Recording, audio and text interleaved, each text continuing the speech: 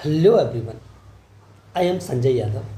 First of all, welcome to all of you on our YouTube channel Mathematics Edition GEE Mains 2026 April attempt parabola का ये अगला सवाल आपके screen पर। चलिए सवाल को सॉल्व करते हैं। देखिएगा, सवाल कह रहा है कि consider the parabola Y square बराबर 4kx and the ellipse E X square by A square plus Y square by B square is equals to 1. Let the line segment joining the point of intersection of P and E be their lattice rectum. If the eccentricity of E is small e, then E square plus 2 root 2 is equal to, ये क्या है ये बताइए आप, क्या इसका value क्या होगा. E है, जो स्मॉल e है यहाँ पर, वो इलिप्स का इसेंट्रिसिटी है, राइट. चलिए पहले फिगर को एनालाइज करते हैं और फिर हम लोग सॉल्यूशन को आगे बढ़ाते हैं. देखिएगा, ये इलिप्स है और इस इलिप्स के बारे में आपको कुछ बताया नहीं गया. ये कौन सा इलिप्स है, हॉरिजॉन्टल है या वर्टिकल है, उसके बारे में आपको कोई भी इंफॉर्मेशन नहीं दे रखा है, राइट. तो आप क्या करोगे, कौन सा इलिप्स कंसिडर करोगे. हमें इतना बात मालूम है कि जब इलिप्स और पैराबोला दो जगह कट करेगा, पॉइंट ऑफ इंटरसेक्शन, और उसको हम जब ज्वाइन करेंगे, दो जगह क्यों कट करेगा, क्योंकि अगर के पॉजिटिव है तब तो पैराबोला ऐसे ओपन होगा.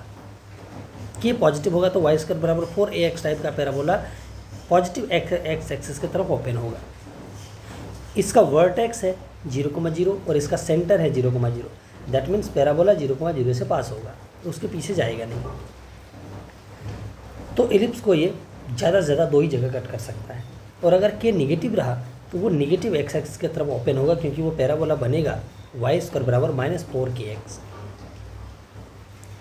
तो जब उन दोनों पॉइंट ऑफ इंटरसेक्शन को मैं ज्वाइन करूंगा तो वो लेटेस्ट रेक्टम है दोनों का, इलिप्स का भी और पैराबोला का भी.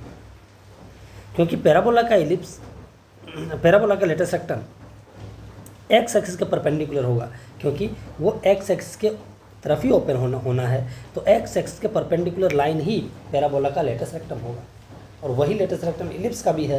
तो मतलब इलिप्स का भी लेटेस्ट रेक्टम एक्स एक्सिस के परपेंडिकुलर ही होगा. मतलब एक्स एक्सिस जो होगा, एक्स एक्सिस पर इलिप्स का फोकस होगा. दैट मीन्स एक्स एक्सिस ही उस इलिप्स का क्या होगा, मेजर एक्सिस होगा. दैट मीन्स ये जो इलिप्स है वो हॉरिजॉन्टल इलिप्स है, वर्टिकल इलिप्स नहीं है, राइट. इतना बात हमारा क्लियर हो गया.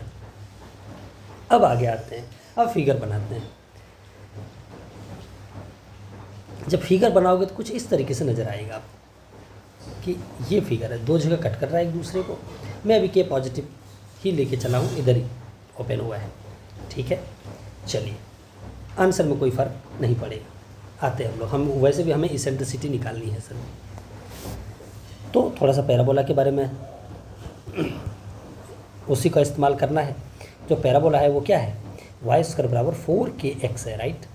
तो मैं यहाँ पर a निकाल लेता हूँ. 4a is equals to 4k, then a is equals to कितना आ गया, k. तो जो पैराबोला का जो फोकस होगा वो k,0 होगा, राइट. और इलिप्स का फोकस होता है a, मतलब a e और k दोनों बात सेम ही होगा. दैट मीन्स आप ऐसे बोल सकते हैं कि डिस्टेंस बिटवीन, क्योंकि इधर से भी ओपन हो सकता है, तो वो -k बराबर -a ही हो जाएगा, तो भी कोई दिक्कत वाली बात नहीं है.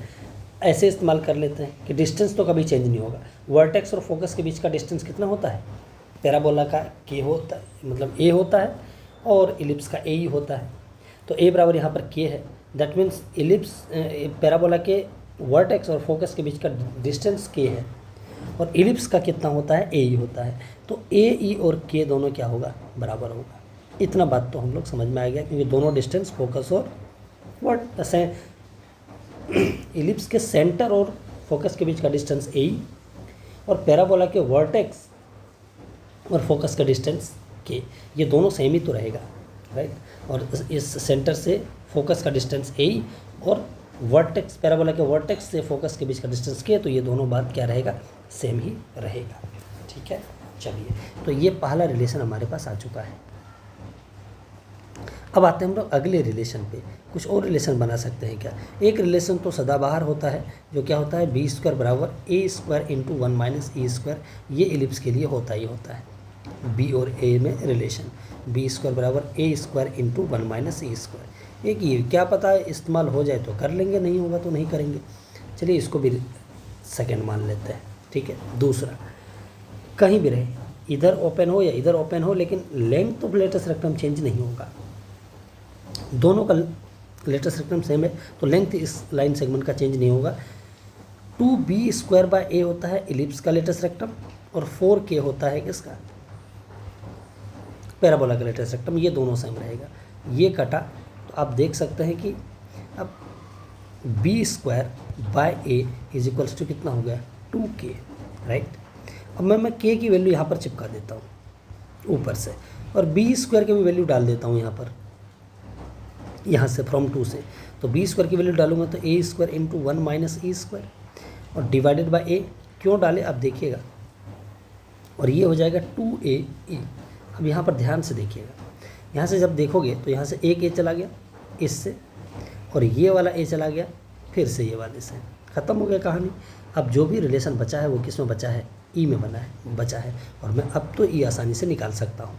दैट मीन्स अब इन दोनों को उस पार ले जाता हूँ तो बनेगा e² प्लस 2e और माइनस 1 इक्वल्स टू 0।